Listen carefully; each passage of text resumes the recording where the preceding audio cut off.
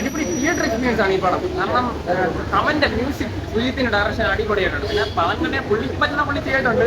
കാരണം പുള്ളിക്ക് വയസ്സായില്ല, പക്ഷെ നല്ല രസമുണ്ട് കണ്ടിരിക്കാൻ. അത്യാവശ്യം എല്ലാവരും പറയുന്ന കണക്ക് എനിക്ക് അങ്ങനെ ഭയങ്കര കിടിലം പടമായിട്ട് തോന്നിയില്ല.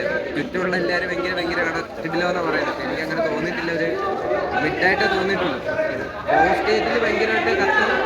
ഈ സ്റ്റാറിന് വേണ്ടി എടുത്ത പടം.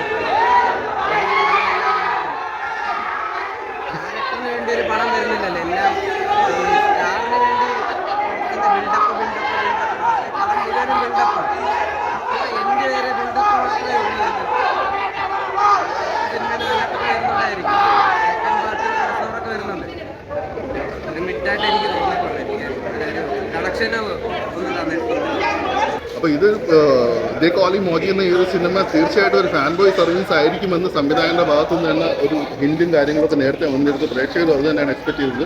അതുപോലെ തന്നെ വന്നിട്ടുണ്ട്. ഞാൻ കൂടുതലും അതിനേക്കാളേറെ ഞാൻ എക്സ്പെക്ട് ചെയ്തത് തമൻ്റെ മ്യൂസിക്കിൽ ആയിരിക്കും. കാരണം ഡാക്കു മഹാരാജ് പോലും കേരളത്തിൽ റിലീസ് ഇല്ലാത്തതുകൊണ്ട് അത് മിസ്സായിരുന്നു തിയേറ്ററിൽ. ഗെയിം ചേഞ്ചർ അദ്ദേഹത്തിൻ്റെ ഒരു മികച്ച വർക്കൊന്നും ആയിരുന്നില്ല. അപ്പം അതിൻ്റെ ഒരു വിഷമം എനിക്കിന്ന് തീർത്ത് കിട്ടിയിട്ടുണ്ട്.